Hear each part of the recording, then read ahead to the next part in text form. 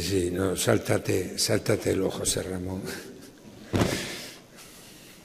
A ver, esto lo podemos enfocar ahora de otra manera. Que digo que prefiero ahora, pues como una charla de café, contaros lo que yo pensaba contarle a los alumnos con toda la sinceridad del mundo, pero no sé qué me sale aquí. Iba a empezar contando que la charla, que se la debo a José Ramón, que se ha acordado de mí para presentar esto, en el fondo me creó con ello una cierta empanada mental, porque incluso le llamé para decirle: ¿qué entiendes tú por los puentes? Un diálogo con la historia. Y al final, pues más o menos coincidimos en decir que los puentes, pues como cualquier obra humana que es, dentro de sí misma encierra lo que los hombres han ido poniendo en ellas a lo largo de los tiempos, lo que han ido pensando, y ese pensamiento hacerlo operativo en las obras que le han servido para desarrollar todas las funciones a lo largo de los tiempos. Más o menos esa era la idea que me quedó después de hablar con él. Y al final también uno, reflexionando un poco sobre el tema, ve que es una pena que cuando el hombre hace una obra no explique y escriba y deje constancia de lo que pasa por su cabeza cuando la hace, y qué medios pone para hacerla y qué vicisitudes pasa la obra para llevarla a buen término. Y en esto, pues la verdad es que le traía para enseñarle a los alumnos, que por supuesto no lo habrán leído, el libro que escribió José Ramón, o editó, no sé qué decirlo, porque es los escritos del que yo creo que ha sido el único ingeniero español que a lo largo de toda su vida profesional tuvo esa inquietud de irnos explicando lo que él pensaba de la ingeniería y del mundo que la rodea, y dejarlo escrito en todas sus actuaciones, que además, si uno lo lee, José Ramón ha recogido los escritos más relevantes de él y les ha ido poniendo un comentario, y si no lo habéis leído, yo os recomendaría que lo leyerais, porque es muy interesante, más que nada como un magisterio de lo que los ingenieros creo yo que tendríamos la responsabilidad de hacer. Aunque en esto, en las obras que el hombre ha construido a lo largo de la historia, pues hay de todo, como no puede ser de otra manera. O sea, está el hombre humilde que pasa por la vida sin dejar ningún rastro, pero incluso ese hombre siempre tiene alguna cosa que contar, siempre, siempre, por muy humilde que sea, siempre tiene algo que decirnos. Indudablemente, los puentes que perduran, los puentes que están ahí, los puentes que de alguna manera todos acudimos a mirarlos como ejemplos de las obras emblemáticas de la ingeniería, pues serían el Napoleón, Julio César, en fin, Eisenhower, es decir, personajes históricos, Mao, cualquier personaje grande histórico, y digamos que podríamos hacer el símil de decir, bueno, estos que están dentro de la historia y han hecho historia y han dialogado con la historia, pues estas otras obras, estos grandes puentes, son los que de alguna manera tienen el protagonismo de hacer historia y dialogar con la historia, porque están reflejando una forma de vida, una generación, un conocimiento, en definitiva, un estado de la humanidad en un periodo de tiempo concreto que se refleja en las obras que nos transmiten. Y este es un poco el diálogo que se establece entre las obras públicas y la historia del hombre a lo largo de los tiempos. Pero, claro, así como el hombre puede hablarnos, las obras no nos hablan, no tienen el lenguaje de la palabra, entonces tienen otro lenguaje, un lenguaje quizás más sutil, no por ello menos preciso, pero otro lenguaje diferente. Y para escuchar ese lenguaje, el que mira un puente tiene que tener un cierto bagaje para poderlo asimilar, porque no es igual igual que sucede con cualquier actividad humana o de cultura que sea, para poderla asimilar en su totalidad, tienes que estar preparado para poder asimilar el lenguaje de las obras públicas y de los puentes en concretos, si quieres captar algo más y la esencia y lo que subyace en la obra que se mira. Uno tiene que saber algo de ingeniería, tiene que conocer algo de resistencia, tiene que conocer los materiales, el comportamiento que tienen. Pero no solo eso basta para entender el lenguaje de los puentes. Hay que saber literatura, hay que conocer el lenguaje de la filosofía, al menos en sus planteamientos básicos. Uno tiene que conocer todos esos aspectos culturales del hombre y de la humanidad para poder un poco entenderlos en toda su grandeza. Pero hay una cosa que es imprescindible y posiblemente sea lo que más yo he reprochado a mis alumnos siempre, que me sacaban de quicio, me ponían frenético, pero vamos, al borde de cogerlos y estrangularlos. Cuando un día en clase se me ocurre, oye, ¿os habéis fijado en el puente tal que está hecho de... ¿Qué puente? Digo, pero si estás entrando en la universidad todos los días debajo del puente, ¿es que no lo has mirado? No lo miran, pasan, lo ven, pero no lo miran. Y el aprender a mirar las cosas es tan importante que si uno no sabe mirarlas, jamás podrá imbuirse de todo lo que representan las obras. Y eso de mirarlo parece una tontería, pero es una realidad. Yo iba a preguntarle a los alumnos, no sé si me atrevo a preguntarlo a vosotros, si os preguntara cuántas arcadas tiene el acueducto de Segovia, 3 o 4, ¿qué me contestaríais? Tiene más de 4. Pues estoy hablando de niveles, 4. Yo he dicho 3 o 4. ¿Nos quedamos con 3 o nos vamos a los 4? 4, ¿no? Bueno, tiene 2.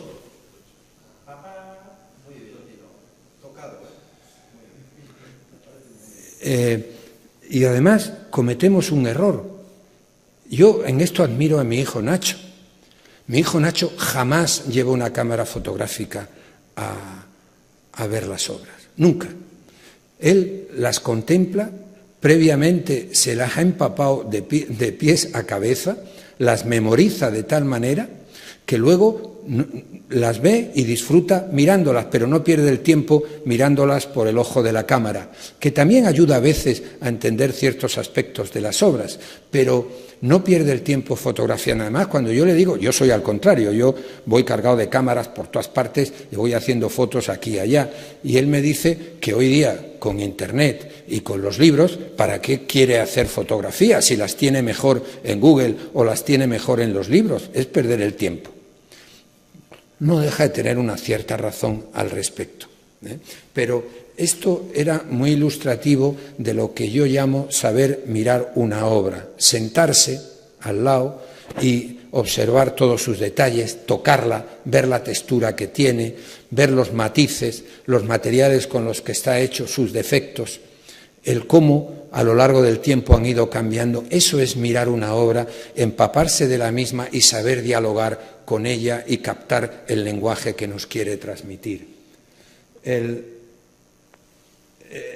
Quería empezar un poco, más que nada, como una referencia para que supiera cuál es la vida técnica de una obra.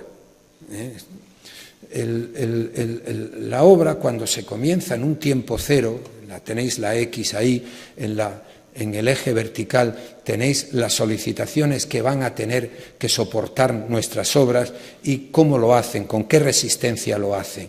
Y con la curva roja tenéis en la curva roja tenéis las solicitaciones que van a estar actuando en una obra, que además estáis viendo que con el tiempo estas solicitaciones van aumentando, nada más que tenéis que ver el tren de carga de nuestros viejos puentes al tren de carga actual. O sea, te llama la atención que, por ejemplo, en Puente del Golbardo, el primer puente que hace Rivera en España de hormigón, el tren de carga eran unos carros de mulas que iban rodando por el mismo. Frente a ahora, cuando se plantea el proyecto de la rehabilitación al que me presenté y perdí en el concurso, y además lo que más me ha cabreado del tema es que encima van a hacer lo que dije en el concurso, que era no hacer nada, y hacer un puente aguas abajo y dejar el puente tranquilo, sanearlo, limpiarlo y se acabó la historia. Bueno, eso es lo que van a hacer afortunadamente, porque le ponías el tren de carga actual y aquello reventaba por todas partes, no aguantaba. Entonces, ese es el tema de las solicitaciones. Y en negro, por la parte de arriba, esas curvas que van chocando contra las solicitaciones son lo que resiste la obra que hemos construido, lo que aguanta, lo que da de sí. Entonces veis que a medida que va transcurriendo el tiempo llega un momento en que se juntan. En ese momento la obra queda fuera de servicio, digamos que ya no se encuentra en condiciones de resistir aquello que se necesita por la humanidad que la tiene en uso. Y en ese caso hay dos opciones. Si la obra no merece la pena porque no tiene unos valores mínimos que merezca la pena gastar dinero y conservarla como tal, pues no queda más remedio que hacer alguna actuación que haga retroceder en el tiempo y vuelva a subir la escala de resistencia a una paralela a la anterior que resista. Entonces retrocedemos el tiempo, hacemos como que el tiempo vuelve a empezar de nuevo y así sucesivamente hasta que llega un momento, como todo en la vida humana, tiene unos límites y un final, aquello colapsa y deja de prestar ningún servicio y muere, que en definitiva, salvo excepciones, es lo que nos espera a todos y lo que les espera a la mayoría de las obras que construye el hombre. Digamos que este era lo que de referencia inicial quería transmitir a los alumnos para que les sirviera un poco de lo que a continuación yo quería contar. No, si uno se para en el acueducto, pues simplemente lo ponía una serie de diapositivas, una detrás de otras, para ver si nos pudiera hablar lo que nos podría contar del paso del hombre por todas esas obras, su manera de vivir, de legislar, de divertirse, de luchar, etcétera, etcétera, etcétera. Todo eso queda reflejado de alguna manera en las obras que construimos. Estas obras que nos dicen el conocimiento que debería tener el hombre en aquella época para poder construir lo que construía, sus cimbras, sus medios de elevación, y luego hasta puede ser un símil el paso del agua por el acueducto por la parte de arriba, cuando se le quita su razón de ser. Ahí tenéis una diapositiva a la de la izquierda, donde el acueducto de Segovia ha estado hasta hace nada siguiendo dando agua a Segovia, y cómo está en funcionamiento, cómo en el transcurrir del tiempo esas hierbas nos indican con su lenguaje de que se abandonó esa función que tenía la obra y quedó inservible, ya no nos servía. Evidentemente, otros valores intrínsecos de la propia obra hace que la tengamos que cuidar, mantener por el valor que tiene, de ejemplo para nosotros. Y entonces, digamos que se ha rehabilitado y queda ahí una.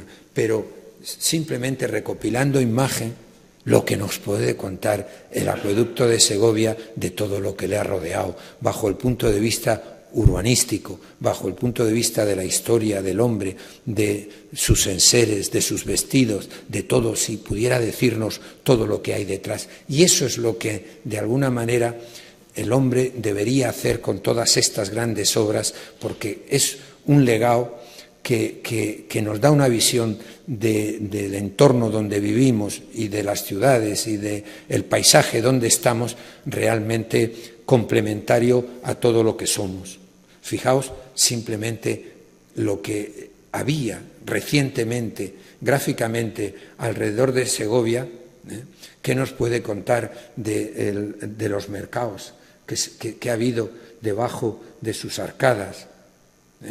Y ahora, cómo se encuentra el acueducto, la sorpresa que se llevaría de ver si ahora apareciera un romano aquí y mirara de nuevo a Segovia y viera esto, ¿qué cara pondría? ¿Qué nos transmitiría? ¿Qué nos podría decir? Estas son las cosas que sugieren este tipo de obras. Y si ya, una vez de alguna manera expresado esto, uno quiere entrar ya un poco más en la historia de estas cosas, claro, esto no tiene límite. Yo cuando me planteé el tema José Ramón, vi que esto no se puede dar en una charla. Si quieres seguir toda la historia de las obras públicas, necesitas como poco un seminario. Entonces he cogido 2 o 3 ejemplos que nos reflejen un poco el tema, y según iba a pensar, según el tiempo y lo que los chavales hubieran querido, podía haber prolongado esto como el agua del acueducto, todo lo que hubierais querido. Pero si nos vamos a los tiempos remotos, cuando el hombre primitivo, ahora estoy leyendo un libro que habla de que el universo tiene 15.000 millones de años, cuando se produce el Big Bang, dicen, a mí se me escapa, y 4.500 millones de años tiene la Tierra. Y entonces, cuando el hombre nace en la Tierra, hace nada, como aquel que dice, y empieza a vivir y a transportarse, pues desde luego las dificultades que se encontraba. ¿Cuál? No, es natural. Todo lo que hay ahí es natural. Todo es natural. El hombre, cuando se trasladaba y tenía que cruzar un barranco, un río, ¿cómo lo hace? No tenía otro camino. El único camino era el de el señor que se tira al río, si no le cubre, puede pasarlo, pero en otro momento el único puente que tenía, el primer diálogo que aparece de una obra pública con la historia, no la construye el hombre, la construye la propia naturaleza, y le da al hombre un medio para poder cruzar un barranco topográfico. Le dice, toma, aquí lo tienes, empléame, y le sirve para cruzar, y al mismo tiempo le da una lección magistral de lo que podría hacer él mismo si imitara la naturaleza a la hora de desarrollar obras que hagan lo mismo. Claro, la naturaleza estas cosas a veces las hace con una belleza increíble, increíble. Aquí tenéis ejemplos naturales de una belleza, y claro, el propio hombre cuando está aquí, tiene un río, fíjate que han sido lo suficientemente hábiles de construir al lado de un puente. Ya puedo cruzar, puedo seguir construyendo a derecha y a izquierda. Esto es un ejemplo de lo que la naturaleza nos da y nos enseña para que podamos ir avanzando. Y efectivamente el hombre empezó a caminar por la tierra, empezó a mirar lo que veía y empezó en ese lenguaje de un toma y daca a imitar a la naturaleza. Es decir, si tú me das un puente de piedra, voy a hacer un puente semejante yo. Y empieza a construir puentes de esta naturaleza. Quizás el más burdo sea el echar piedras y piedras y piedras y piedras y piedras y piedras hasta que colmata el barranco, el río, lo que sea, eso que le impide cruzar un determinado espacio y apoyarse en el mismo y pasarlo, o bien emplear lo mismo que hacía la naturaleza, verter una piedra sobre otras 2 que le sirve de dintel para poderla cruzar. Pero también, donde no existe la piedra vista como tal, pero existe otro material que la naturaleza nos da, que es la madera, el propio hombre se encontró que siempre podía no sé, no me sale la palabra, el barranco, el río, no sé, esa dificultad topográfica para poder transportarme de un sitio a otro, la propia naturaleza se lo resuelve. Un rayo que rompe un árbol, que cae y cae de esta manera, obviamente le permite cruzarlo. Luego le está volviendo a dar una lección magistral con su propio lenguaje al hombre para poderlo hacer. Entonces, en los sitios donde no hay árboles aparecen las piedras, y donde hay árboles aparece otro tipo de elemento que le permite al hombre superar las dificultades topográficas. Aquí estáis viendo cómo ya el hombre tira un árbol, igual que se lo ha encontrado, él lo coloca para poder cruzarlo. Y además pronto se da cuenta que si en vez de tirar un árbol tira dos, ya tenemos dos vigas. Y si pone algo encima de ellas, lo pasa más fácilmente. Es decir, va aprendiendo. Es un toma y daca, es un lenguaje de dar y tomar entre la naturaleza y el hombre y la naturaleza. Y veis que va perfeccionando en su caminar poco a poco las cosas hasta ir dominando lentamente la naturaleza. Cómo va perfeccionando sus cosas, sus puentes, los va perfeccionando a medida que adquiere. Y otra de las cosas que el hombre aprende en el lenguaje de la naturaleza es otra forma de enfocar la construcción de los puentes. Fijaos que estamos hablando de arcos, de dinteles, de vigas y ahora de suspensión. ¿Por qué? Porque hay zonas en la selva donde los propios árboles establecen unas lianas, ramas caídas de los árboles que van cruzando y creando una maraña de comunicación entre sí, entre dos bordes, que lógicamente con ese lenguaje inspira al hombre a decir, diablos, yo puedo hacer lo mismo. Y empieza el hombre a construir de una manera semejante, aprovechando ese lenguaje que le ha transmitido la naturaleza. Y empieza a construir estos puentes que no dejan de ser una imitación de los puentes de lianas suspendidos que nos encontramos en todas las selvas. Estos son puentes del Himalaya, pero yo creo que no nace este tipo de puente en el Himalaya, nacen en la selva. Nacen donde los árboles crecen de una manera bestial y se desarrollan de tal manera que hacen puentes de una forma natural. Claro, inicialmente la construcción de este tipo de puentes no deja de ser de una simpleza impresionante, donde da pavor aprovecharlos para cruzar, pero esto es lo que había. Y esto es lo que todavía queda en algún país de la Tierra, Todavía existen puentes de este tipo que sirven para los niños ir a escuelas en zonas muy deprimidas.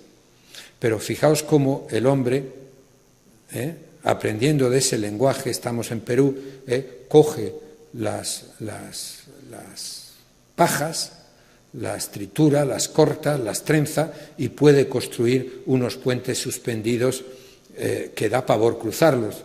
Yo no he pasado jamás por un puente de estos, pero sí he pasado por los puentes que empleaba nuestro insigne don Francisco Franco cuando iba a pescar al norte, que le habían hecho muchísimos puentes de tablas y de cables que cruzaban los ríos. Entonces, cuando te subes en un puente de estos y cuando estás en el medio, si no te da vértigo, empiezas a cimbrearlo, pues la verdad es que pone los pelos de punta, ¿no? Y mantener el equilibrio en los mismos, pues cuesta. Entonces, digamos que aquí empieza ya el desarrollo de los puentes y la mejora de los puentes. Y cómo el hombre, una vez ya que empieza a comprender el lenguaje, empieza a aplicarlo, evidentemente con muchas limitaciones, pero es el caminar del hombre en la historia. Entonces empieza ya a mejorar notablemente y cómo, fijaos, para que no se lleve la corriente, le pone un contrarresto. ¿Inspiró esto a Julio César cuando hizo su puente? Pues no lo sabemos, posiblemente, porque estos puentes se encuentran en la zona de Britania. Pero ya incluso el verter las piedras en los cauces, pues lógicamente se debieron de dar cuenta de que al hacerlo cortaban el paso de las aguas y creaban un problema. ¿Cómo se les ocurrió decir vamos a dejar un hueco para que pase el agua? Pues no lo sé, posiblemente viendo que los puentes que la naturaleza hacía le duraban más que los de ellos cuando echaban las piedras al río. Pero digamos que aquí, pues si queréis, acaba ¿cómo se llama lo que es antes de la historia? La prehistoria, ¿no? Pero en el momento que aparecen, yo creo que es el campanazo de salida de la historia real de los puentes, comienza cuando las legiones romanas necesitan, en sus medios de transporte, pasar y traspasar con velocidad todos los inconvenientes que la topografía de las naciones que conquistaban les ponían al paso. Entonces, las legiones romanas, para desplazarse, necesitaban rapidez, necesitaban eficacia. Por tanto, cuando se habla de un puente, de qué es un puente, pues leyendo el libro de José Ramón, todas estas cosas las escribe, ¿no?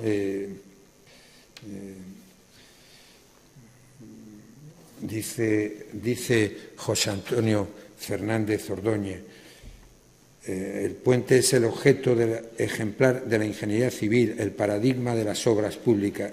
El presente da nombre a las ciudades y tiene un indudable carácter religioso desde su más remota antigüedad. El puente era y es rótula del camino, articulación, frontera, solución de continuidad, puerta, plaza de entrada, compás, atrio del camino. El puente rompe el camino, pero al mismo tiempo lo une. Es decir, todo eso es lo que de alguna manera aplican las legiones romanas para resolver todo eso y construir sus obras.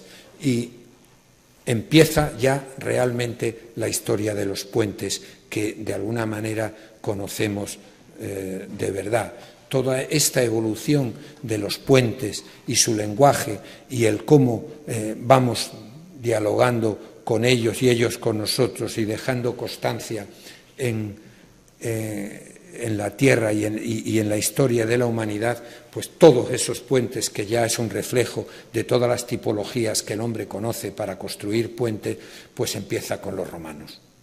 Empieza con, por poner un ejemplo emblemático, el puente que los municipios locales de la zona, entre ellos el pueblo donde yo me he criado prácticamente desde los 5 años, que es Brozas, que está a 12 kilómetros de Alcántara, pues ayudaron a financiar este puente, el puente que hicieron al honor del emperador Trajano.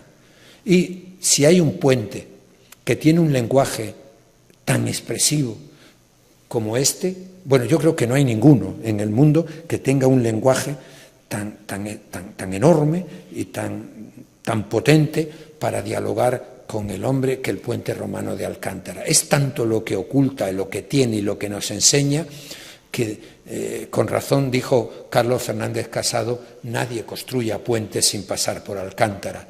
Y cuán razón tenía, porque el puente, que ya de por sí uno lo mira y dice, bueno, ¿y por qué hicieron este puente así? ¿Por qué es así este puente? ¿Por qué tiene los arcos que tiene? Por ejemplo, rompe una regleta que hay en el mundo de los puentes. Dicen que quedan mejor los puentes impares, de vanos impares, porque pueden guardar simetría, una asimetría, pero fijaos que aquí esto lo consigue con una gracia impresionante, ese romper esa regla de la estética, que bueno, es más que discutible al respecto, ¿no? Y con la forma que tiene el puente. Pero ¿era así el puente romano de Alcántara? ¿O a lo largo de la historia ha ido recogiendo en sus piedras y en sus formas una forma de ser distinta? Este es el puente que vemos actualmente, que es el fruto de la restauración que en 1800 y pico, no sé si el 26 o algo así, más tarde, 50 y tantos, el 56, sí, en la época de Isabel II, Alejandro Millán, el ingeniero, lo deja así. Pero fijaos que yo, que claro, he tenido la suerte de vivir cerca de este puente, pues cada foto que estáis viendo hay un lenguaje que nos está transmitiendo el puente simplemente con la luz. Si uno mira las diapositivas, verá que el tono de la luz es radicalmente distinto dependiendo del día, de la hora y cómo el sol incide sobre el mismo, con sus juegos de sombra. La luz, cuando se pone, o cuando te pones debajo de un árbol y lo miras y entornas el puente, fijaos la luminosidad que tiene en esta diapositiva, o cuando está más oscurecido, o de noche. Esta foto me salió de chiripa, porque la hice en exposición a ciegas. Puse la cámara, obviamente hay que apoyarla en uno de los... ¿cómo se llama esto? No, las cadenas que hay al borde para que no se caiga la gente, tiene una especie de volardos grandes, unos mástiles pequeñitos donde se engarzan las cadenas. Pues apoyé la cámara ahí, apreté el disparador y cuando me pareció oportuno lo levanté y me encontré con esta sorpresa, que claro, no deja de tener una belleza dentro de la oscuridad increíble. Pero fijaos ya lo que nos dice de la inteligencia del hombre cuando hizo el puente. El puente de Alcántara es un puente enormemente costoso, muy caro, muy caro. Y claro, uno se dice, bueno, ¿y por qué si el cauce del río es el que es, cuando uno lo mira habitualmente, la rasante del puente la ponen a la altura que la ponen? Pues nos está dando a entender que los hombres que hicieron ese puente aplicaron el sentido común y la lógica de la ingeniería hasta unos límites increíbles y acertaron de lleno.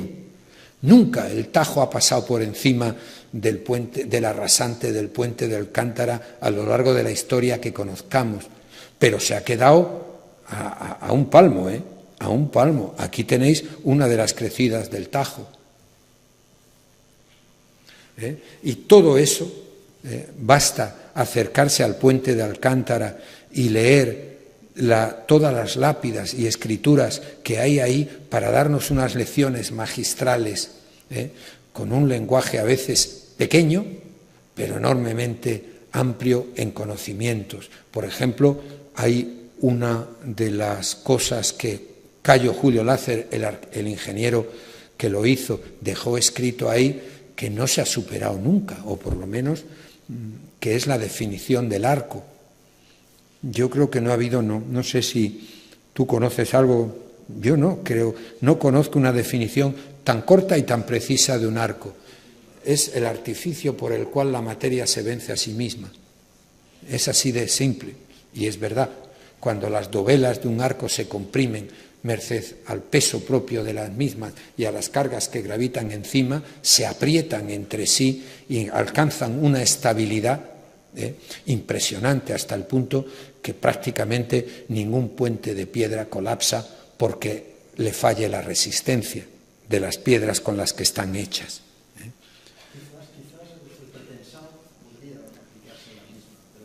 Bueno, es otra de las facetas de las que hablaremos después, pero aquí tenéis, claro, el puente que conocemos aquí con su rasante, ¿era así el puente? Pues si uno empieza a escarbar y ver otro tipo de lenguaje que el hombre ha ido creando, viendo los puentes y dialogando con ellos a lo largo de la historia, nos encontramos dibujos de esta naturaleza, donde la rasante del puente ya no es, está en lomo de asno, muy sutil, pero ahora también es verdad que esta lámina la hacen dibujantes románticos. Y los dibujantes románticos hay que reconocer que tenían una imaginación desbocada. Le dabas la mano y te cogían el cuerpo entero y hacían de su capa un sayo a la hora de expresar lo que veían. Entonces, también cabe poner en tela de juicio esto, porque también encontramos grabados y láminas como esta. Fijaos que aquí no ha intervenido todavía Alejandro Millán, no puso esas almenas encima del arco de Trajano encima. Luego es bastante anterior a él y sin embargo esta es la rasante que nos han dado estos dibujos. Pero si uno sigue escarbando, vuelve a encontrarse láminas de esta naturaleza, otra lámina distinta donde se ve no tan exagerado la pendiente de la rasante, pero sí un cierto lomo de asno muy sutil en el contexto del puente. Luego, ¿qué ocurre? Pues que la propia obra, en su lenguaje con el hombre y el hombre con la obra, hay veces que se emplea para engañarnos. Las obras públicas que vemos a veces se disfrazan en el contacto con el hombre y nos transmiten cosas que no son auténticamente verdad. Fue verdad en su día, pero ahora la verdad de la obra ya no existe como tal, existe otra verdad distinta que refleja otra generación que ha estado viendo e interviniendo en la obra pública y que nos la ofrece de una manera distinta. Es como un carnaval. Las obras, en el fondo, están carnavaleando a lo largo de la historia y se nos van ofreciendo con unos disfraces cada vez distintos. Fijaos que otra cosa del lenguaje del puente de Alcántara que queda en él y se ha podido recoger a lo largo de la historia es que prácticamente ha tenido siglos donde un arco no existía, porque ya cuando el rey español Alfonso VIII cerca Alcántara para arrebatársela a los árabes, pues en la defensa se carga un arco. Y también se cuenta la anécdota del rey portugués Alfonso V, cuando peleaba contra Castilla, el castellano pues debía de tenerle miedo a los ejércitos del rey portugués porque también quiso cepillarse este arco. Y el rey, aquí Alfonso V, la verdad es que dice mucho y ojalá hubiéramos tenido muchos dirigentes como él a lo largo de la historia, porque le dijo al castellano: oye tú, no me tires el puente, que no quiero esta obra destruida, la quiero entera, así que déjala en paz, que yo no lo voy a utilizar, voy a dar un rodeo y vamos a pelear, pero en otro lado, pero deja el puente en paz. Eso dice mucho en favor de este hombre. Pero ya digo que a lo largo de la historia, este arco, aquí, fijaos que esto lo ponen aquí, en el otro. ¿Qué arco es el que realmente se rompía? Casi todo lo que yo tengo conocido es este, pero sin embargo, en el pequeño museíto que hay en Alcántara a propósito del puente de Alcántara, es muy breve, pero están todos los planos que hizo Alejandro Millán y todas las notas que tomó en ese momento. Realmente esto lo hice a través de un cristal, esta foto la hice yo a través de un cristal y allí está este dibujo. ¿Era así? Pues no lo sé, porque aquí vuelve, este es un plano también de Alejandro Millán, donde aguas arriba y aguas abajo se ve el puente de Alcántara y falta el segundo arco. Y él, la verdad es que con una delicadeza increíble, pero posiblemente también jugando a un juego que hoy día se le podría criticar en lo que existe académicamente en lo que se llama el restauro de los puentes y de las obras públicas, que se habla respetar al máximo, analogías formales pero no intervenir en la obra, dejar que sea recuperable la obra primitiva con la actuación que hagamos, porque el hombre que venga después posiblemente pueda hacerlo mejor que nosotros, etcétera, etcétera. Esto quizás no estaría bien visto, pero lo que no cabe duda es que lo hizo en lo que podríamos llamar una restauración historicista en la escuela de Viollet-le-Duc, una reconstrucción del puente de Alcántara preciosa. Digamos que bajo ese prisma, dentro de lo que es esa filosofía restauradora, es irreprochable. Se estudió la obra, encontró la cantera, labró los sillares como los labraban los romanos y la rehizo, quitando, si es cierto lo de la loma de asno, allanando la rasante y reconstruyendo el puente como lo conocemos en la actualidad. Prácticamente desde que Alejandro hizo esta restauración, el puente no se ha tocado. y está dando servicio y sigue dando servicio a todo tipo de tráfico. Incluido aguantó como un jabato el trajín de la construcción de la presa de Alcántara. Esta es la rasante que nos dejó Millán, para que una vez más, como dice Alejandro Fernández Casado, el Tajo peine sus aguas en las pilas del río. O las pilas en el río pues peinan las aguas. Este es un lenguaje de Fernández Casado precioso, con un rasgo poético digno de alabanza. Pero aquí tenemos nuestro puente, que también podría contar, por ejemplo, que Franco inauguró esta presa desde aquí arriba, que le hicieron un mirador, donde tienes una vista. Yo, los que no hayáis pasado por aquí, os recomiendo que vayáis, os subáis a ese mirador y veáis lo que era la mejor vista que le podían hacer. Yo era muy jovencito, tenía 16 años, y me cogió en vacaciones cuando Franco y su comitiva pasaron a toda pastilla por Brozas, camino de Alcántara, todos con las banderitas allí moviendo el paso, para que él desde aquí inaugurara la presa de Alcántara. Pero aquí tenéis el puente una vez más. Y una vez también sirvió la presa para descubrir que todas estas obras, por muy durables que nos parezca, por muy eternas que nos parezca, todas tienen un talón de Aquiles. Se me ha olvidado decir, y no sé si lo habéis visto en la diapositiva inicial, que hay una línea quebrada dentro del comportamiento resistente del puente de forma natural y la solicitación. Hay una línea quebrada que de repente, resistiendo teóricamente el puente más, ¡paf!, pega una bajada quebrada y choca contra la solicitación, y en ese momento el puente se cae. ¿Qué nos está diciendo el puente con su lenguaje? Pues que a veces las obras que construimos tienen un defecto interior, un talón de Aquiles que se nos ha pasado desapercibido y que a veces no se descubren nunca, pero otras se da un cúmulo de circunstancias en la historia de las obras públicas y del hombre donde salta a relucir ese talón de Aquiles y la obra colapsa. Eso también es una forma de expresión en el lenguaje de las obras. Aquí tenéis el puente de Alcántara. Cuando se hacen los túneles de desvío para hacer la presa, se queda el río en seco y aparece que la pila de uno de los bordes estaba absolutamente descalzada y hay que rehacerla de hormigón. Se recalza con hormigón. Por eso, cuando uno se acerca al puente de Alcántara, le sorprende, si uno baja de arriba y se llega hasta la orilla del río, cómo ve esos restos de hormigón abajo en una de las pilas.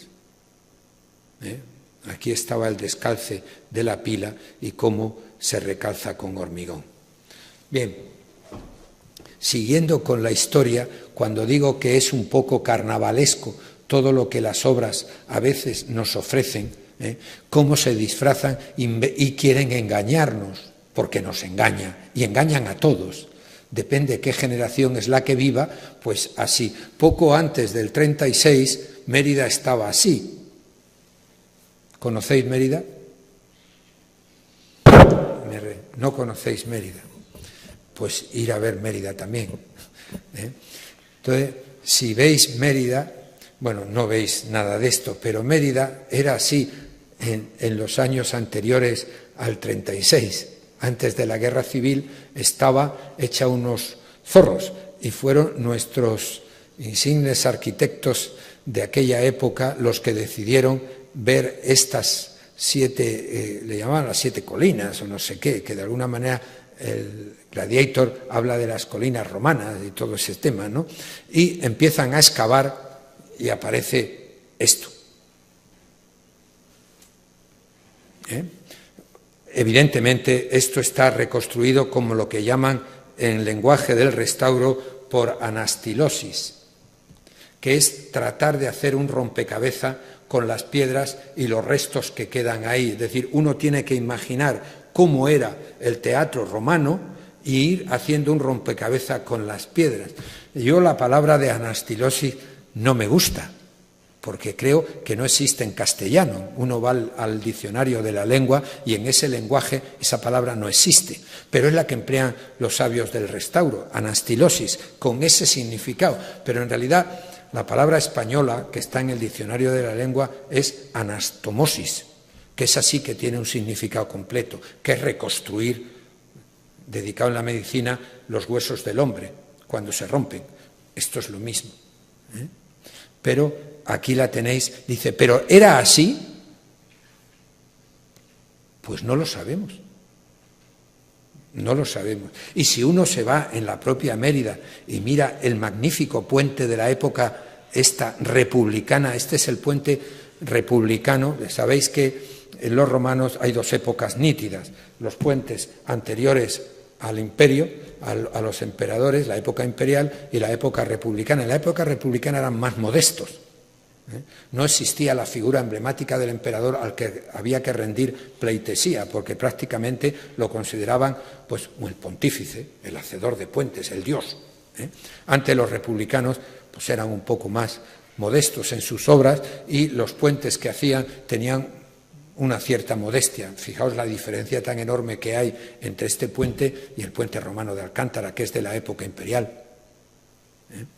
Entonces, el puente de Mérida, si uno lo mira y lo analiza arco a arco, puede ver la historia de los hombres que pasaron por allí simplemente mirando las pilas y los arcos. Con eso, hasta la rasante. ¿Y por qué el puente lo hacen así y no lo hacen de otra manera? Yo creo que es el primer puente que se diseña inundable en el mundo, porque este puente está pensado para que el Guadiana pase por encima y no le pase nada. Fijaos que ya incluso los aligeramientos que hacen en las pilas está ya pensando en unos caudales anormales para que pase por encima, entre otras cosas porque los puentes hasta hace muy poco el concepto de las pilas era más bien burdo, porque venían a ser de 1/3 a 1/4 de la luz que salvaban. ¿Y por qué los hacían tan gordos las pilas? Pues porque no habían descubierto el contrarresto de los arcos en las pilas, que eso lo resuelve Perronet hace 2 peladas de tiempo, en el siglo XVIII, ¿eh? El contrarresto del arco, este arco empuja a la izquierda y el otro arco lo empuja a la derecha, pues se equilibran y baja la carga vertical, pero para eso había que descimbrar el puente simultáneamente, y eso no se dan cuenta de ese tema. Entonces ellos debieron de entender que si construían el arco y lo descimbraban, el puente se les caía. Entonces optaban por ir ensanchando la piedra hasta que, descimbrando el puente, el peso de la pila con el empuje contrarrestaba la fuerza, la inclinaba y caía dentro del núcleo central de la sección de la base para que no hubiera una tracción y el puente volcara. Entonces, pero con esa filosofía se construyen estos arcos, pero uno los va mirando y se encuentra arcos medievales, arcos de la época renacentista, arcos de la época imperial, en fin, arcos de todo tipo y arcos incluso modernos. Y sobre todo que el puente es un testigo, una vez más, del urbanismo propio de la ciudad, del devenir del hombre. Fijaos lo que vería un antepasado nuestro de comienzos del siglo XX ahí, ¿no? Esto es lo que había. Yo he pasado por este puente, camino del Colegio de Villafranca de los Barros, que está ahí, infinidad de veces, viendo todo esto vacío, casi. Y sin embargo, fijaos cómo se encuentra ahora, pero lo que es peor, en este lenguaje, en este hacer del hombre, hay hombres que dignifican con sus obras el entorno y el paisaje, y hay otros que son tan ególatras o tan prepotentes que estiman que ellos pueden cambiarlo todo de tal manera que lo mejoran hasta límites insospechados, y para eso hay que ser muy prudente. Siento meterme con el señor Calatrava, porque veis que la planeidad que ofrece el puente y toda la ciudad y todo el río de Mérida se destroza con este arco que está elevado aquí, que en sí mismo es un arco digno, muy bien resuelto y con un diseño formal espléndido, pero desde luego inapropiado para el lugar que ocupa. Bien, y estamos hablando de puentes y de obras que perviven, pero incluso en el lenguaje de las obras públicas, a través de lo que el hombre ha ido recogiendo, también existe una transmisión de temas y asuntos que han desaparecido, pero sin embargo están. Y están en la memoria y se pueden reproducir e idear y hacernos una idea de cómo el hombre ha ido construyendo estas obras y dialogando con ellas. Aquí tenéis Julio César, cuando está en las guerras de las Galias, pues le da la ventolera de decir, me voy a cargar a los germanos, y se plantea ir a por los germanos con sus legiones. Y hay que cruzar el Rin. Se encuentra con el Rin, llega al Rin, lo mira con sus legiones y con sus ingenieros, dice, chavo el agua que tenemos aquí enfrente, vamos a... Todo esto es un lenguaje que lo cuenta Julio César, pero también ha quedado labrado en piedra.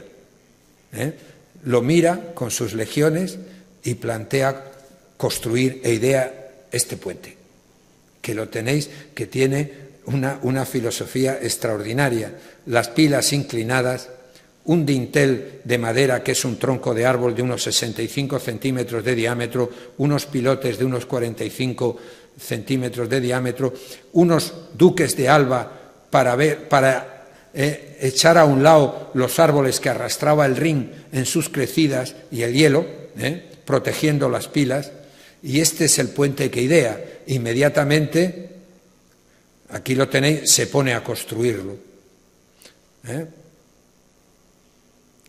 Consigue sus martinetes para clavar los pilotes, los clava, los une transversalmente, y una vez unidos, clavados en el fondo de la tierra perfectamente, crea las pilas. Aquí tenéis el travesaño, coloca la viga de 65, que es un tronco de árbol, coloca las viguetas transversales del forjado, y ahora empieza con el pavimento a rematarlo para que, una vez acabado, sus legiones puedan seguir pasando el Rin. Pasan sus legiones y con dos narices, cuando no le hace falta, para no darle facilidades al enemigo y que los germanos no puedan pasar, porque en aquel momento su cultura y su lenguaje no llegaba a la cultura y el lenguaje de los romanos, lo incendia. Y luego lo vuelve a necesitar y lo construye de nuevo 2 años después, porque ¿sabéis cuánto, según él cuenta en sus memorias, tardó en hacer el puente? 10 días. Eso sí, teniendo como mano de obra una mano de obra súper cualificada, cosa que hoy día a veces la echamos en falta, que eran todos sus legionarios, que aparte de emplear muy bien su armamento y su lucha, eran capaces de remangarse, dejar el gladio y la lanza, aparcarlo y ponerse a trabajar y construir rápidamente lo que necesitaban en sus campamentos y en sus puentes.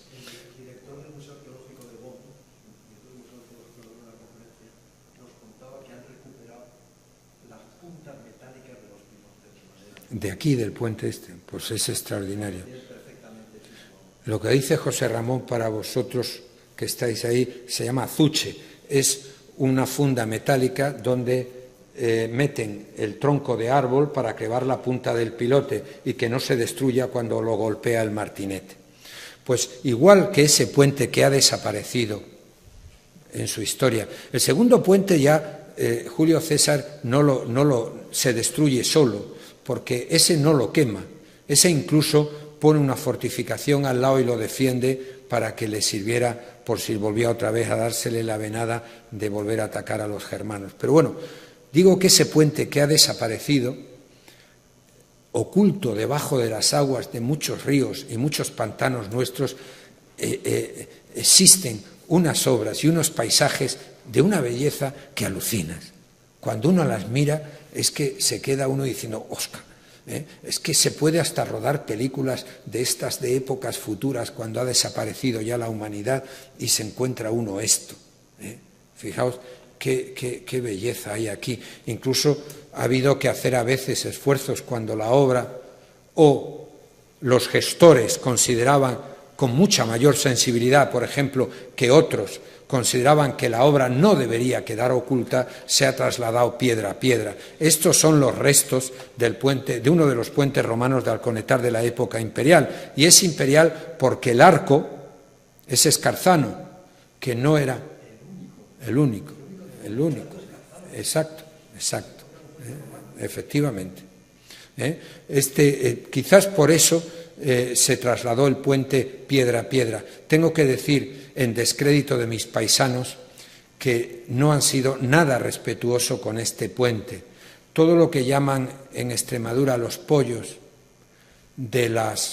y dinteles de las casas de los pueblos está hecho con piedras del puente de Alconetar, porque mejor cantera que esta no existía. Se llamaba pollo un trozo de sillar que se ponía en la entrada de las casas a la derecha y a la izquierda para que en los atardeceres agradables y cálidos, pues los habitantes del pueblo, vamos, yo lo he vivido en Brozas, se sentaban en los pollos a charlar. Y allí se sentaban, era su silla. Y los dinteles de los marcos de las puertas estaban hechos con sillares de esta naturaleza. El salvamento de este puente que está por allí es gracias a José Antonio Fernández Ordóñez, que lo recupera. José Antonio Fernández Ordóñez es un ingeniero, a mí la verdad es que me causa un poco de asombro, porque es un tío genial, o fue un tío genial en todo. Y además, hasta en sus incoherencias, que era a veces muy incoherente, o al menos yo es lo que percibo leyendo el libro, en muchos de los aspectos que dice, también era genial a la hora de hacer un lenguaje que convenciera a sirios y troyanos. Y unas veces los convencía por un lado y luego era capaz de convencerlos de lo contrario en otro. Y esto queda reflejado aquí, que a veces hay unas contradicciones increíbles en la propia figura de José Antonio, pero ha dejado un legado impresionante con sus actuaciones. Y otra de las cosas que interviene es la propia naturaleza maligna del hombre, que también la tiene, y que de alguna manera, cuando dialoga con los puentes y con sus obras, él mismo no es capaz de asumir el lenguaje que le dan y las destruye. Aquí tenéis un ejemplo emblemático de eso, la película del puente sobre el río Kwai, que tampoco habéis visto. ¿A que no la habéis visto? No, estoy mirando allí. Me da igual. Un estudiante de ingeniería que... Esta película, cuando la estrenaron, ¿tú no habías nacido igual? No lo sé, yo la vi siendo un crío. Y la he visto tropecientas mil veces, porque es un clásico. Yo me fui a Madrid en el 62 y yo vi esto antes de ir a Madrid, en mi pueblo, ¿no? Seguro, completamente antes.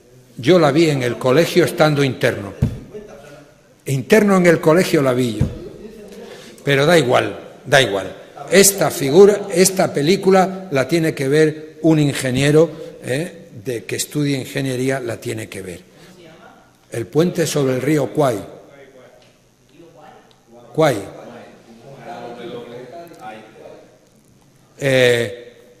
Aparte de que es una película que no ha perdido en modo alguno prestancia. Es decir, la podéis ver ahora y disfrutar de ellas como desde el primer día que se hizo. No, yo no cambiaría absolutamente nada en la película, ni la actualizaría ni nada, es actual, totalmente actual, porque además esto se ha reproducido de nuevo en Irak. En el 50. O sea, que tenías 7 añitos. 7 añitos. Sí, pero la pusieron en el colegio teniendo yo 12 o 14 años. De todos modos, sobre el puente sobre el río Kwai, me imagino que lo sabrás, pero es un hecho real. Entonces, era un campo de concentración donde había, entre los prisioneros, había un regimiento de ingenieros escoceses. Y entonces, Pero no será de Stripes, que la tienen que ver. lógicamente, entonces este puente lo hace con el modelo, es el Fito Que está uno metálico, que es un cantilero, es un puente cantilero. Es una película muy interesante. Es que los prisioneros eran británicos y el Firth of Forth está en Britania.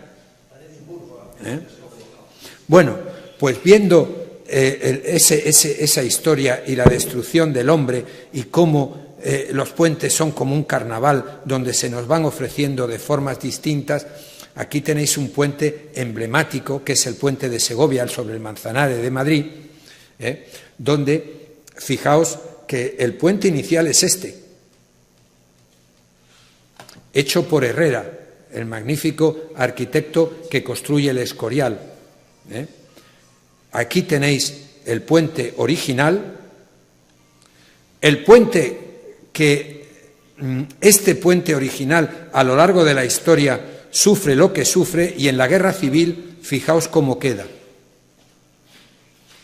Se destruye casi en su totalidad.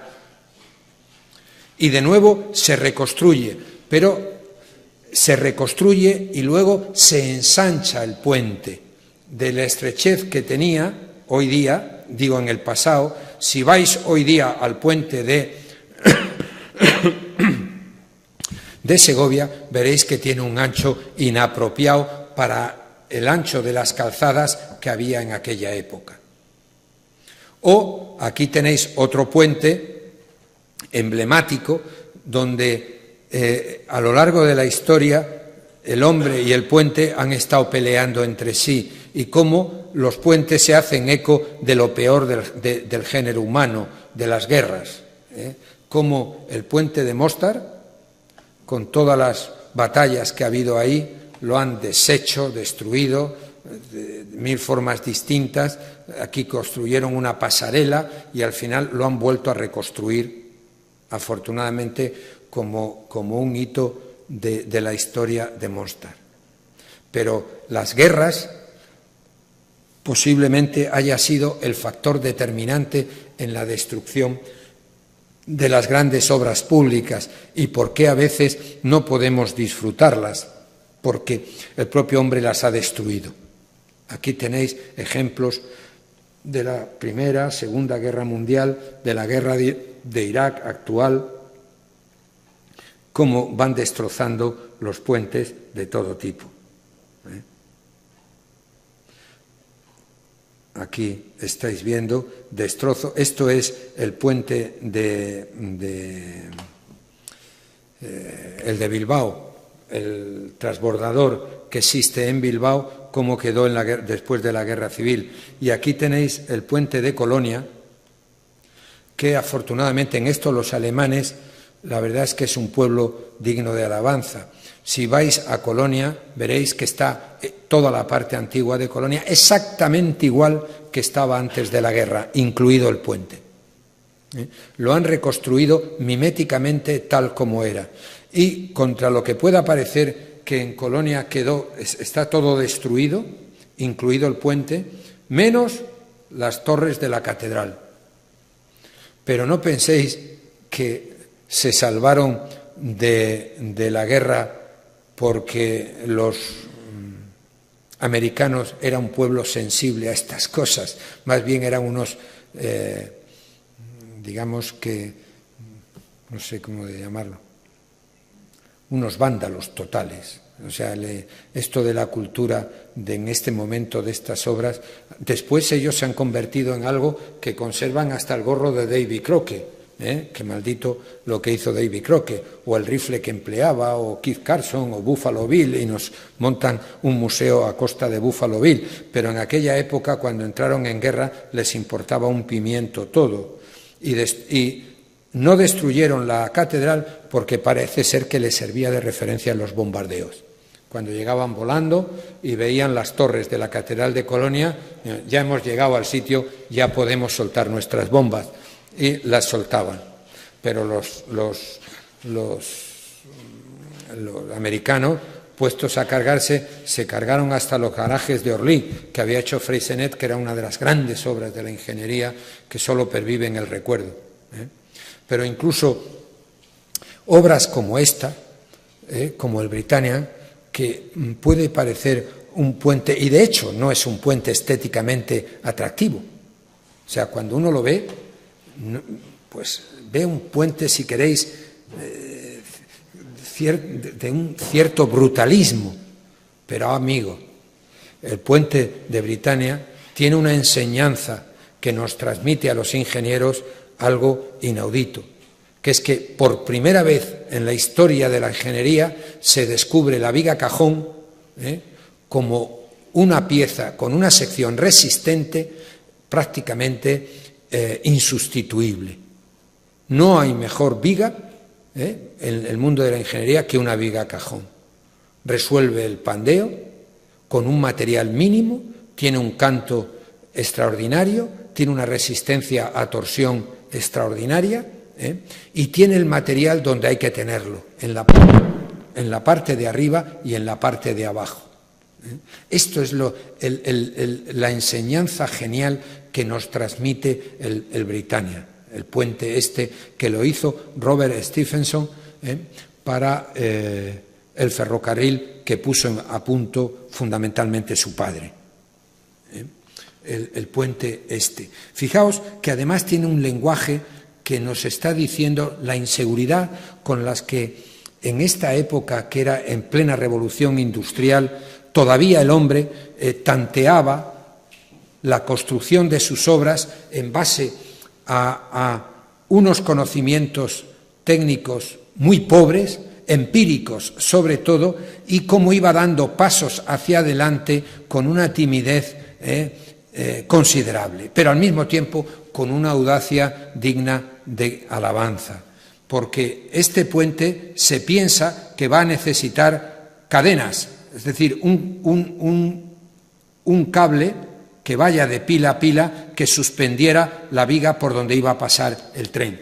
Pero cuando hicieron las pruebas de resistencia de la sección en modelo reducido, que es otro de los lenguajes que nos ofrece el Britannia en su construcción y pone a punto esa filosofía, nos dice que no hacían falta y suprimen las cadenas y se queda el Britannia sin cadenas. Fijaos además el montaje que se desarrolla en el puente, que además hoy día se aplica con bastante soltura y se ha aplicado, por ejemplo, en la construcción del puente de la Pepa de Manterola en Cádiz. El mismo sistema, se construye una de las vigas, se lleva flotando y se eleva al río encima con una máquina de vapor. Hay que echarle narices. Aquí tenéis el puente acabado, con su simpleza, su brutalismo y con todo lo que nos muestra el puente este. Aquí lo tenéis en color.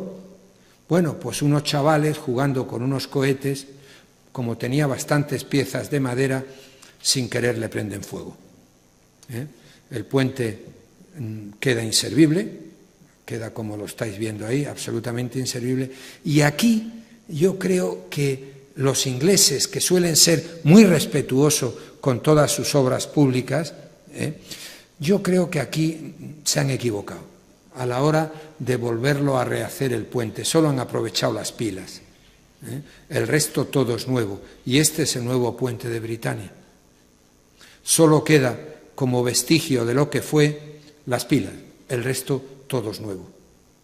Aquí lo tenéis actualmente.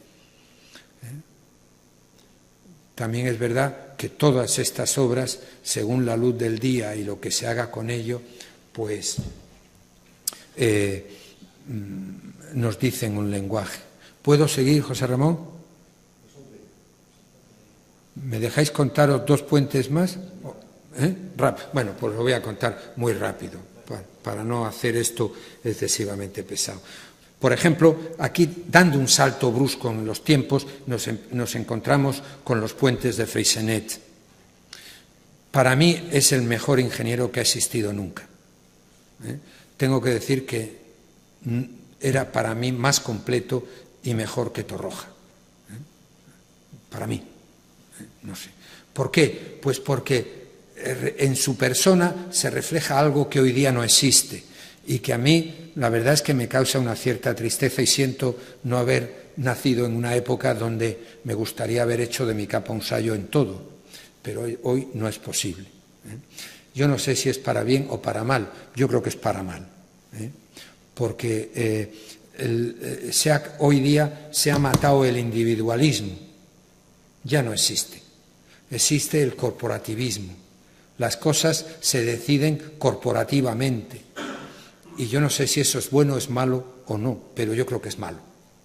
Si nada más que tengo que mirar a los que nos gobiernan. Y entonces veo una mezcolanza corporativa de elementos donde no existe una idea, base, grande, que haga una obra preciosa, digna y que pase a la historia como debe pasar. Y eso se ha perdido. Hoy existen los equipos y se hace, pero lo que Freixenet en su grandeza nos transmite, vamos, es algo que también tengo que deciros que los alumnos, José Antonio Fernández Ordóñez ha escrito un libro sobre la vida de Freixenet que yo no lo he traído, pero lo tengo pegado con esparadrapo, porque lo he leído tantas veces que se me cae de las manos por tal, de todo lo que enseña la vida de este hombre. Pero por poneros un simple ejemplo de lo que nos enseña el Puente de Verde y el Butirón, que es el mismo, pero bueno, él lo arregló de una manera. Construido el puente, él percibe que el puente, siguiendo una regla francesa de aquella época que imponía que el arco tenía que estar triarticulado, porque entonces isostático se puede calcular a mano, no había ordenadores. Claro, el construir el puente triarticulado, pues cuando lo construye, él lo construye muy rebajado, con un rebaje impresionante de flecha luz, ve y percibe que aquí tenéis el puente, es una preciosidad de puente, aquí con una transparencia, una ligereza, algo increíble. Bueno, pues él ve que, diablos, la flecha del puente empieza a bajar, a bajar, a bajar, a bajar, a bajar, a bajar, empieza a bajar y, lógicamente, cada vez que baja, la resultante que va de esta clave, de esta rótula a esta, para equilibrarse, se va haciendo cada vez mayor porque se levanta el riñón. El momento flector empieza a aumentar, aumentar, aumentar, aumentar, aumentar, aumentar, y que el puente empezaba a entrar en un dominio de rotura. Se asusta, ve, y entonces ve que la única explicación lógica que encuentra para que esto suceda es que el módulo de deformación del hormigón, que hasta entonces se creía que era un valor constante como el acero, él sospecha que no es verdad. Y se va al laboratorio oficial de la administración francesa y le pregunta: ¿me queréis explicar cómo habéis deducido el módulo E del hormigón? Y entonces le dice: bueno, pues muy fácil, hemos cogido una probeta, la hemos cargado y cuando ha roto, pues hemos visto el punto de rotura, hemos unido el origen con el punto y ya tenemos el módulo E como en el acero.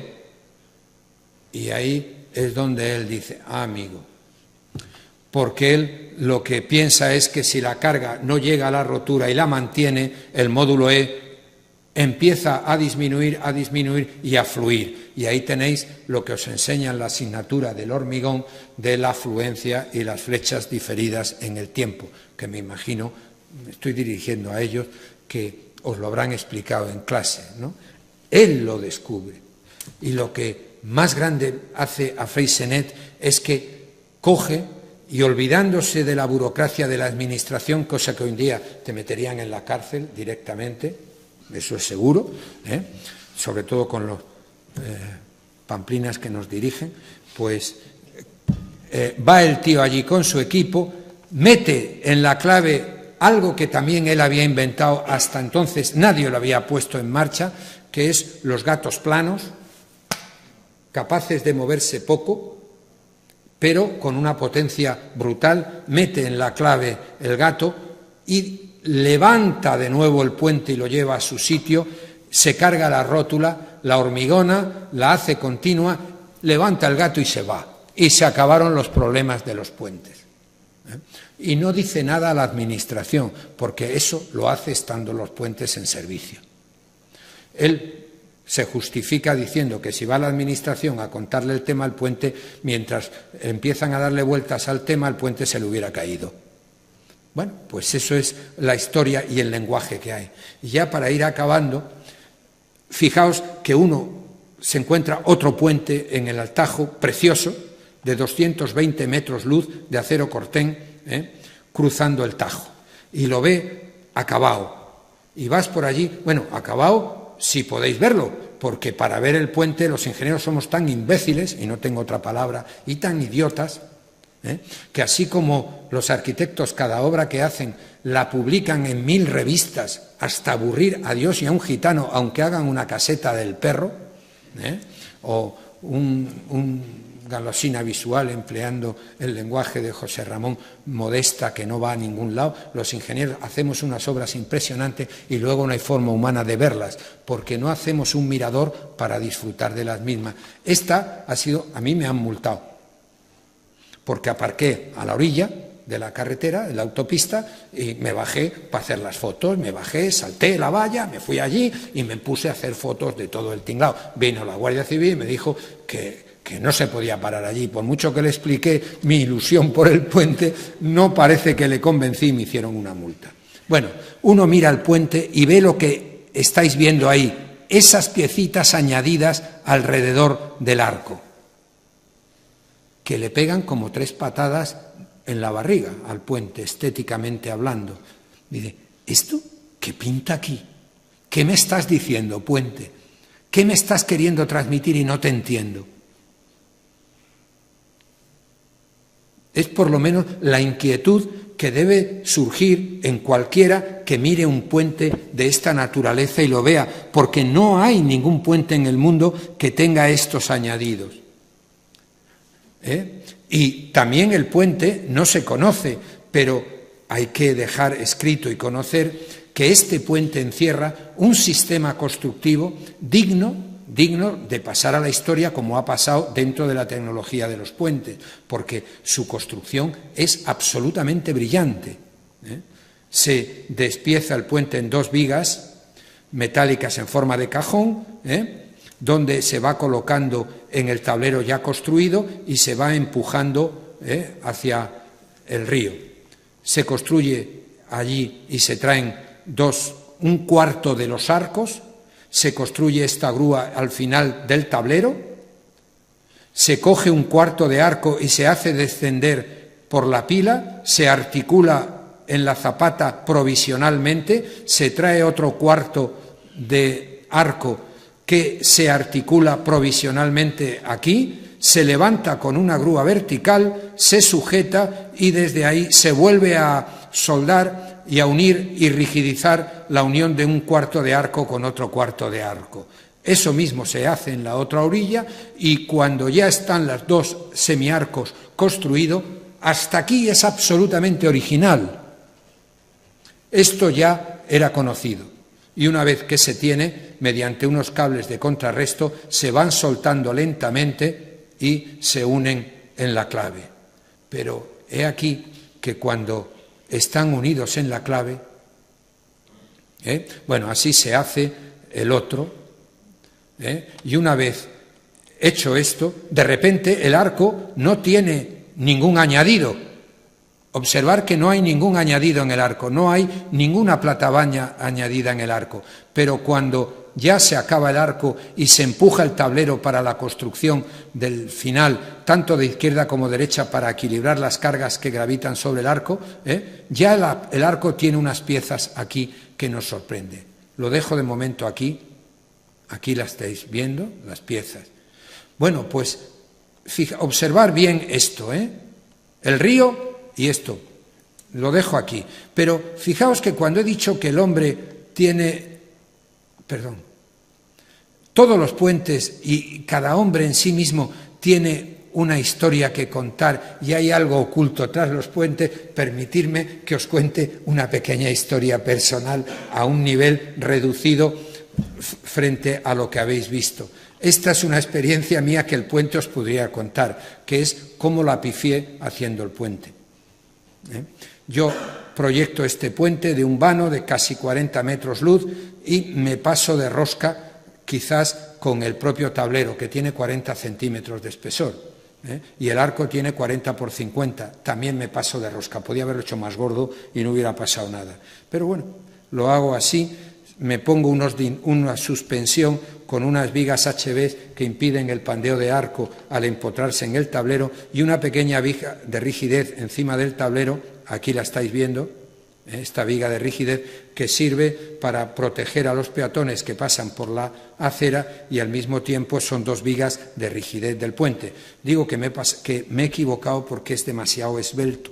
Cuando pasan los grandes camiones por encima, el puente vibra.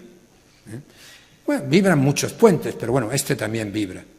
Pero bueno, os voy a contar donde me volví a equivocar y el puente, si pudiera, os lo transmitiría. Cuando estamos construyendo el puente, yo no soy el director de la obra, soy un asesor que me llaman cuando me necesitan. Entonces me llaman y me dicen que les gustaría tesar el empuje que da el bow string en el tablero, lo absorbo con un pretensado de dos cordones que van 2 por una viga y 2 por otra. Al final hay 400 toneladas en cada torón de esto, de un extremo a otro, comprimiendo el tablero. Bueno, cuando lo tengo así, me dice la empresa constructora que si pueden tesar ya antes de tener construido el puente. Yo lo miro y quizás como una alegría excesiva y no reflexionando lo suficiente, digo, vale, no está mal, porque así toda la fuerza del pretensado me va al tablero, como luego se tracciona, si tiene una compresión mayor, mejor. Venga, va, os lo autorizo. Y se prepara el tema con unos encofrados a izquierda y a derecha. Pero algo me debió de sonar la flauta, de estas cosas que a los ingenieros, pues no sé, yo presumo de ser un ingeniero bastante intuitivo, que las tripas me dicen lo que tengo y no tengo que hacer muchas veces, quizá me pueda arriesgar a veces excesivamente. Ahí me dijeron que posiblemente pudiera aparecer algún problema y algo me debió de inspirar el tema y mandé, mientras se pretensaba, retirar a todo el mundo de allí. Y el único idiota que se quedó fui yo. Eso os lo puede contar el puente si pudiera hablar. Y me quedé apoyado aquí en el tablero viendo el tesado del puente. Cuando empiezan a tesar, me aparecen unas grietas aquí. Y cuando aparecen las grietas me empieza a entrar un cierto mosqueo. Y le pregunto a los ingenieros de la obra, oye, ¿me pusisteis bien los estribos de la trompeta del funchao de borde de tal? Hombre, Florentino, ¿qué cosas dices? Claro, como no te los vamos a poner bien. Bueno, ¿qué falta? Y me dijeron, nada, 10 toneladas. Me digo, por 10 toneladas, 2 grietas, anda que le den morcilla. ¡Tira! Tiró, funcionó, las anclamos y ahí quedó la cosa. Volvimos a hacer lo siguiente. Volvió a aparecer las mismas grietas. Volvieron a aparecer las mismas grietas. Volví a preguntar, queda poco. No me dio tiempo a seguir preguntando.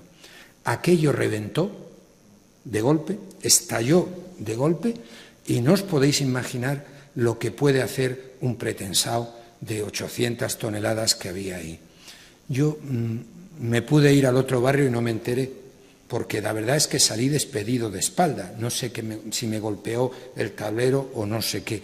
Me rompió la nariz, me hizo un corte en toda la nariz, las gafas se fueron a hacer puñetas, el reloj desapareció de la muñeca, me lo encontraron por allí tirado y cuando me levantaron, me dieron las gafas, me pusieron el reloj, me limpié la sangre que tenía en la cara y tal. Y la verdad es que si me hubiera podido pegar con un martillo, pues me hubiera pegado con un martillo. ¿Quién coño te manda, Florentino, tesar antes de construir el arco y dejando desprotegida la parte de arriba y tal y cual?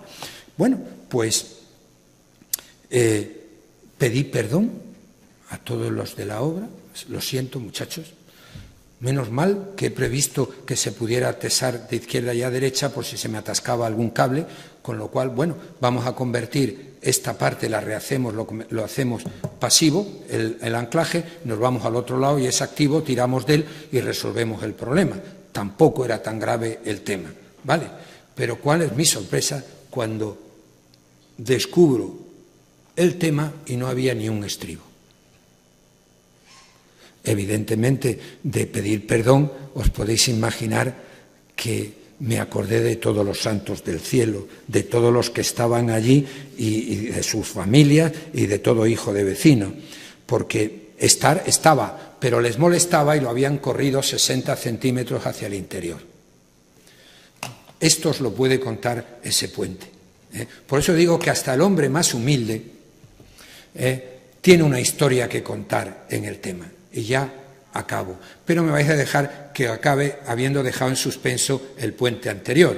Entonces, vámonos al puente anterior y me vais a permitir que ponga... Voy a saltarme el vídeo de la construcción porque ya os lo he explicado en qué consistía y voy al otro vídeo. Creo que es este.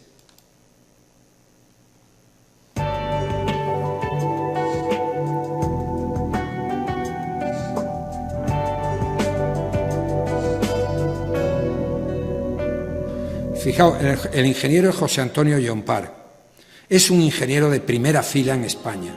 Es un ingeniero como la copa un pino. Y la idea del montaje del arco es suya. Pero fijaos por dónde puede pasar un ingeniero a lo largo de su vida. La carretera nacional 630. No, este no es el siguiente. Es el siguiente. El siguiente. ¿Pero cuál es? Espérate un momento. Es este. Ay, no, ¿cómo se ve este puente ahora? ¿Cómo lo veo grande? Coño, ¿cómo lo veo grande?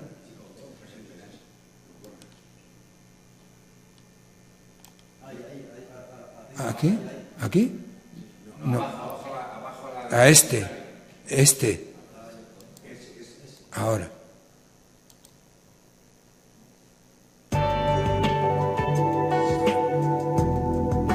¿No lo estoy repitiendo? No, son dos distintos.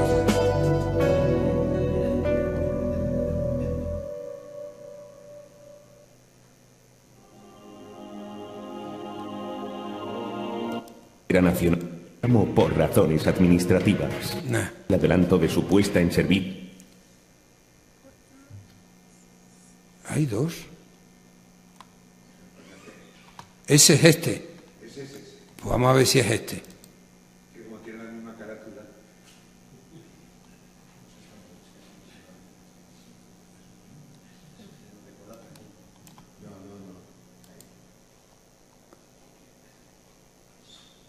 ¿Y cómo va?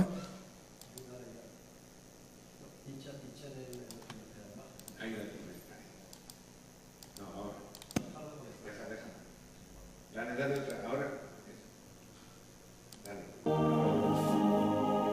La transformación de la carretera nacional 630, conocida como Ruta de la Plata.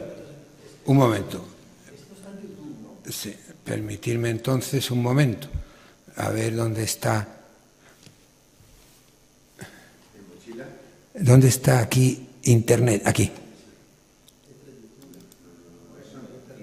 Arriba, mochila. No veo bien. El del medio. Este. Tira abajo, debajo. Ese. Dale.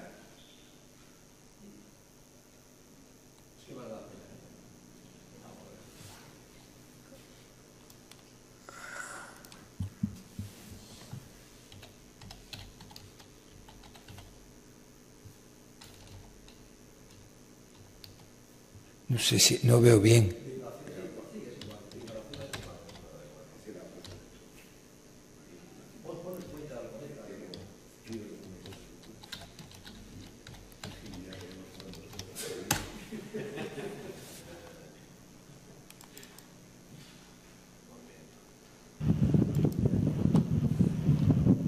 Con un viento de 27 kilómetros por hora, ¿cómo salgo de aquí? ¿Permitir? Con un viento de 27 kilómetros por hora, el puente hace esto.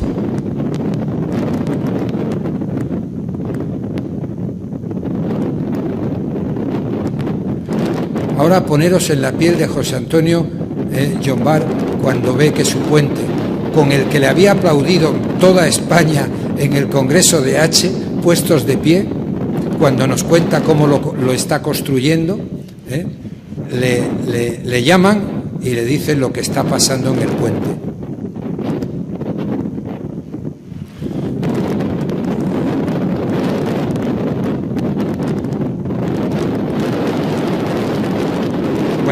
es más de lo mismo, más de lo mismo, más de lo... Bueno, ahí lo estáis viendo, fijaos.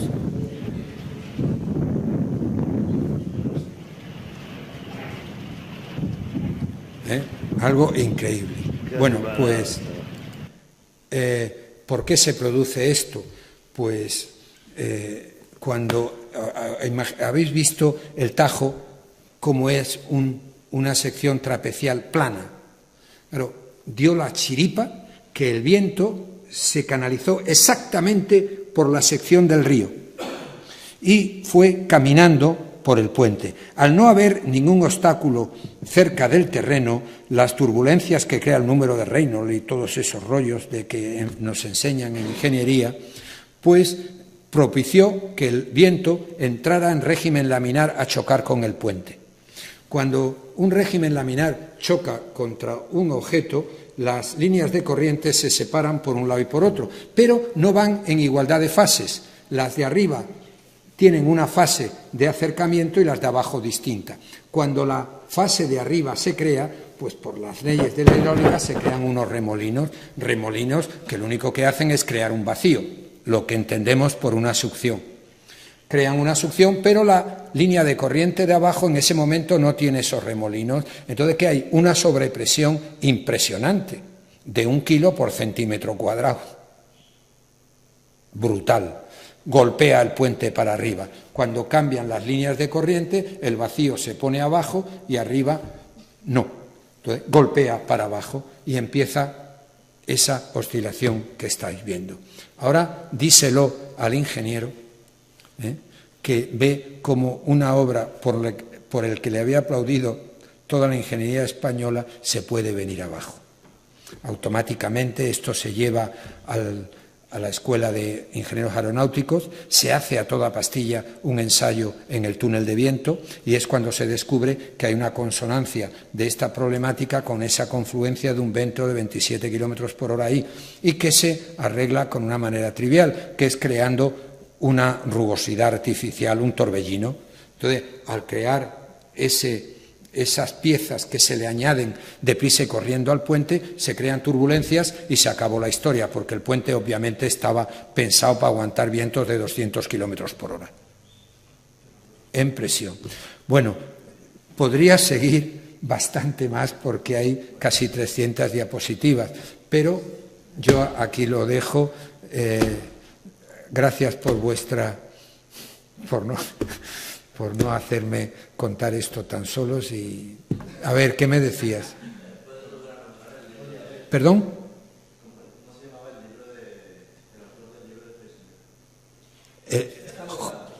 José Antonio Fernández Ordóñez. No pulula por internet. No.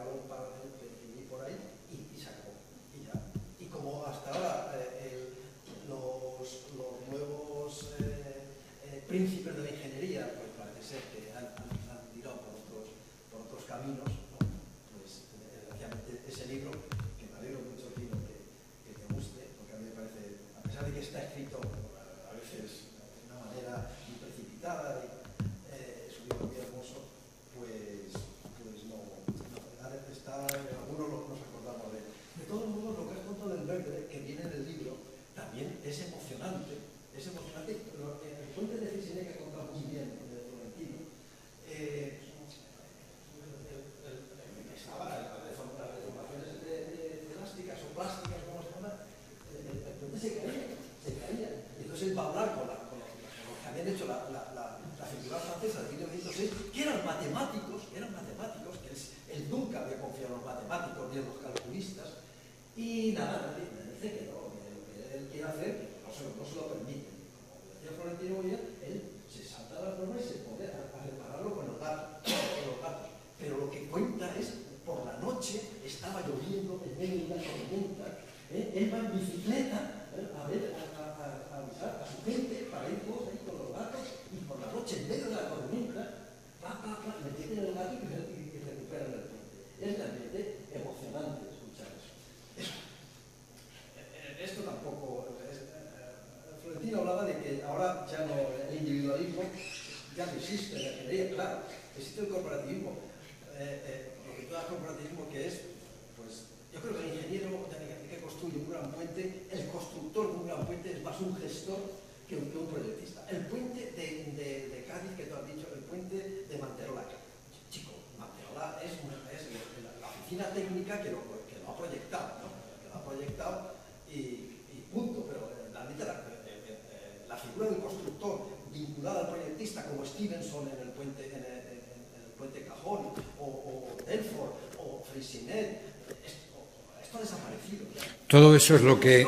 Digo que todo eso es lo que está aquí en las diapositivas, pero que ahí se ha quedado. Entonces ahora hay una obra de una novela que se llama El nacimiento de un puente de Marie Nigeria, que es una chica joven francesa, donde cuenta la construcción de un gran puente en este momento. Y efectivamente el proyectista no aparece por ningún lado. El héroe de la novela es un constructor que es un hombre solitario, alcohólico, que va pegando tumbos por el mundo, de burdel, ¿no? Pero es un hombre realmente comprometido con la obra. Y la otra figura del antagonista es el arquitecto proyectista. Pues eso es lo que hay en este momento. Y esto aquí no es inevitable. Es la dinámica, porque yo creo que además es la dinámica de la tecnología, de la ingeniería. El puente de Cádiz sigue como el puente de Millau. El puente de Millau es la asocia a la Foster, fíjate. Claro, pero bueno, es lo que ocurre en este momento con la producción de imágenes, ¿no? Es más importante la producción de imágenes que la ingeniería, ¿no? Es decir, ¿cuál es la hazaña? Ya no, la hazaña de Millau, nadie lo piensa como una hazaña, sino lo miran como una imagen maravillosa. Cuando realmente la construcción del puente de Millau, madre mía, ¿no? Eso sí que es una verdadera hazaña, ¿no? Bueno, pues lo que tenemos, ¿no? Y ya está, es que no... La ingeniería surgió para luchar contra la naturaleza. La naturaleza ya no es un enemigo a vencer. Todo es naturaleza, todo es artificial. Bueno, ahí yo discrepo, yo también soy naturaleza. Y yo de verdad soy naturaleza. Claro. Ese puente es natural. ¿El cuál? El puente, esos puentes son naturales. ¿A cuál te refieres? A todo. En el sentido de que, ¿por qué un termitero es naturaleza y el puente es artificial? Tan artificial es el termitero como el puente. Es decir, hemos sacado el material de la tierra, lo hemos transformado y ahí tenemos un paso. Yo en ese sentido, y perdona, desde mi punto de vista, lo que hacemos los seres humanos, siendo los seres humanos de este planeta y hijos del planeta, pues todos somos naturales. Todo es naturaleza. Es decir, lo que hace un dique, que hace un castor, un dique es natural y mi empresa también. Es mi opinión. Nada, pues digo que gracias por venir, ¿eh? No te puedo imaginar cómo os agradezco el que estéis aquí.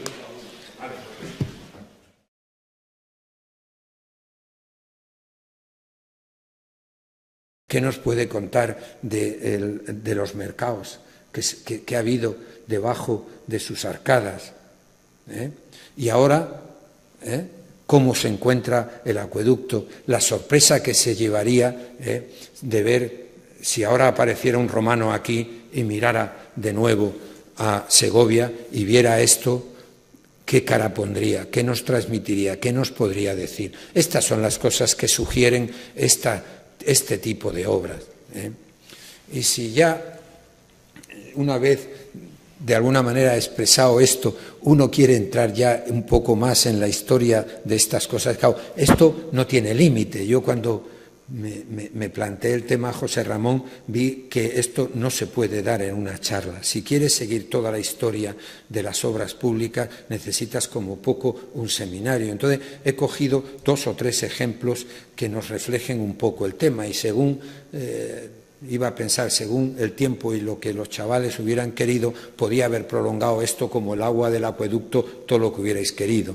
Pero si nos vamos a los tiempos remotos, cuando el hombre primitivo, ahora estoy leyendo un libro que habla de que el universo tiene 15.000 millones de años, cuando se produce el Big Bang, dicen, a mí se me escapa, y 4.500 millones de años tiene la Tierra.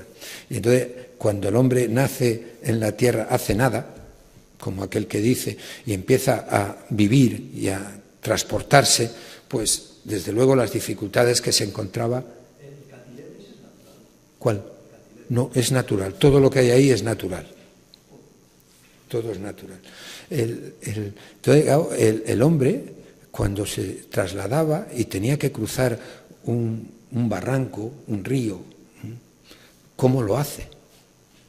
No tenía otro camino. El único camino era el de el señor que se tira al río, si no le cubre, puede pasarlo, pero en otro momento el único puente que tenía, el primer diálogo que aparece de una obra pública con la historia, no la construye el hombre, la construye la propia naturaleza y le da al hombre un medio para poder cruzar un barranco topográfico. Le dice, toma, aquí lo tienes, empléame. Y le sirve para cruzar, y al mismo tiempo le da una lección magistral de lo que podría hacer él mismo si imitara la naturaleza a la hora de desarrollar obras que hagan lo mismo. Claro, la naturaleza estas cosas a veces las hace con una belleza increíble, increíble.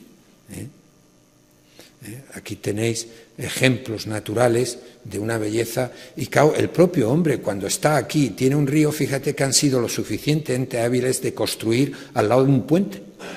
Ya puedo cruzar, puedo seguir construyendo a derecha y a izquierda. Esto es un ejemplo de lo que la naturaleza nos da y nos enseña para que podamos ir avanzando. Y efectivamente el hombre empezó a caminar por la tierra, empezó a mirar lo que veía y empezó en ese lenguaje de un toma y daca a imitar a la naturaleza. Es decir, si tú me das un puente de piedra, voy a hacer un puente semejante yo. Y empieza a construir puentes de esta naturaleza. Quizás el más burdo sea el echar piedra a un Julio César, en fin, Eisenhower, es decir, personajes históricos, Mao, cualquier personaje grande histórico, y digamos que podríamos hacer el símil de decir, bueno, estos que están dentro de la historia y han hecho historia y han dialogado con la historia, pues estas otras obras, estos grandes puentes son los que de alguna manera tienen el protagonismo de hacer historia y dialogar con la historia, porque están reflejando una forma de vida, una generación, un conocimiento, en definitiva, un estado de la humanidad en un periodo de tiempo concreto que se refleja en las obras que nos transmiten. Y este es un poco el diálogo que se establece entre las obras públicas y la historia del hombre a lo largo de los tiempos. Pero, claro, así como el hombre puede hablarnos, las obras no nos hablan, no tienen el lenguaje de la palabra, entonces tienen otro lenguaje, un lenguaje quizás más sutil, no por ello menos preciso, pero otro lenguaje diferente.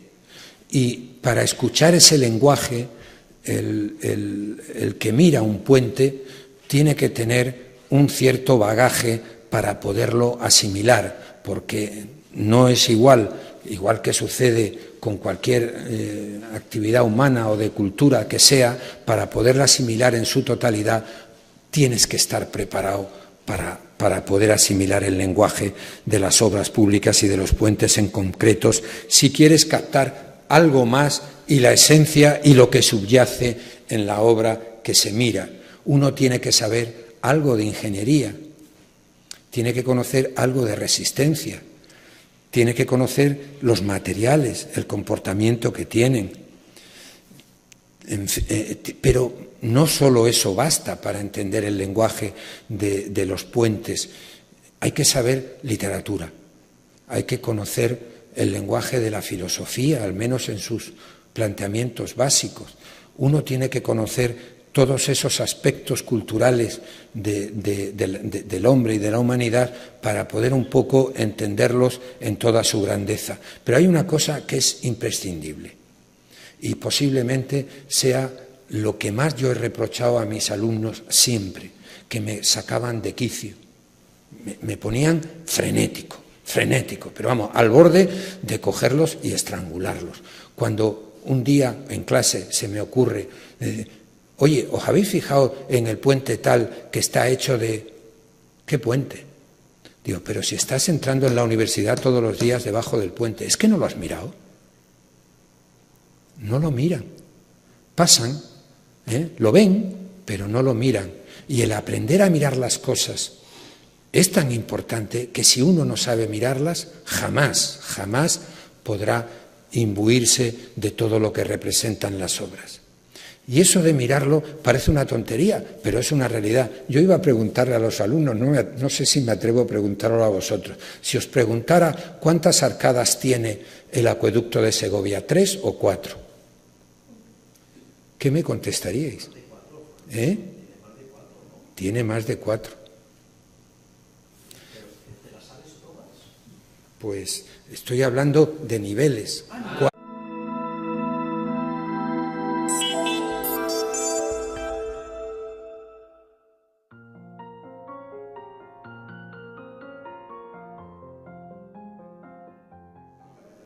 Sí, no, sáltatelo, José Ramón. A ver, esto lo podemos enfocar ahora de otra manera. Que digo que prefiero ahora, pues como una charla de café, contaros lo que yo pensaba contarle a los alumnos con toda la sinceridad del mundo, pero no sé qué me sale aquí. Iba a empezar contando que la charla, que se la debo a José Ramón, que se ha acordado de mí para presentar esto, en el fondo me creó con ello una cierta empanada mental, porque incluso le llamé para decirle, ¿qué entiendes tú por los puentes? Un diálogo con la historia. Y al final, pues más o menos coincidimos en decir que los puentes, pues como cualquier obra humana que es, dentro de sí misma encierra lo que los hombres han ido poniendo en ellas a lo largo de los tiempos, lo que han ido pensando y ese pensamiento hacerlo operativo en las obras que le han servido para desarrollar todas las funciones a lo largo de los tiempos. Más o menos esa era la idea que me quedó después de hablar con él. Y al final también uno, reflexionando un poco sobre el tema, ve que es una pena que cuando el hombre hace una obra no explique y escriba y deje constancia de lo que pasa por su cabeza cuando la hace y qué medios pone para hacerla y qué vicisitudes pasa la obra para llevarla a buen término. Y en esto, pues la verdad es que le traía para enseñarle a los alumnos, que por supuesto no lo habrán leído, el libro que escribió José Ramón o editó, no sé qué decirlo, porque es los escritos del que yo creo que ha sido el único ingeniero español que a lo largo de toda su vida profesional tuvo esa inquietud de irnos explicando lo que él pensaba de la ingeniería y del mundo que la rodea y dejarlo escrito en todas sus actuaciones, que además, si uno lo lee, José Ramón ha recogido los escritos más relevantes de él y les ha ido poniendo un comentario, y si no lo habéis leído, yo os recomendaría que lo leyerais, porque es muy interesante, más que nada como un magisterio de lo que los ingenieros creo yo que tendríamos la responsabilidad de hacer. Aunque en esto, en las obras que el hombre ha construido a lo largo de la historia, pues hay de todo, como no puede ser de otra manera. O sea, está el hombre humilde que pasa por la vida sin dejar ningún rastro, pero incluso ese hombre siempre tiene alguna cosa que contar, siempre. Siempre, por muy humilde que sea, siempre tiene algo que decirnos. Indudablemente, los puentes que perduran, los puentes que están ahí, los puentes que de alguna manera todos acudimos a mirarlos como ejemplos de las obras emblemáticas de la ingeniería, pues serían el Napoleón. Cuatro. Yo he dicho 3 o 4. ¿Nos quedamos con 3 o nos vamos a los 4? 4, ¿no? Bueno, tiene 2.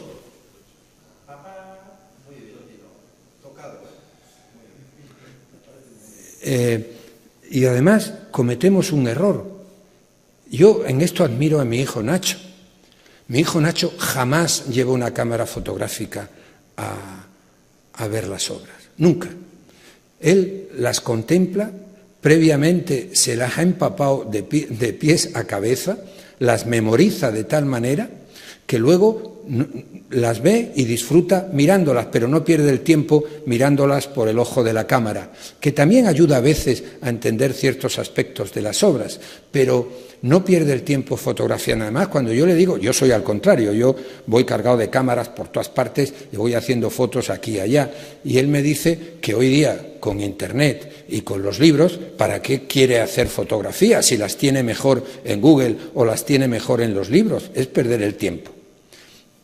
No deja de tener una cierta razón al respecto, pero esto era muy ilustrativo de lo que yo llamo saber mirar una obra, sentarse al lado y observar todos sus detalles, tocarla, ver la textura que tiene, ver los matices, los materiales con los que está hecho, sus defectos, el cómo a lo largo del tiempo han ido cambiando. Eso es mirar una obra, empaparse de la misma y saber dialogar con ella y captar el lenguaje que nos quiere transmitir.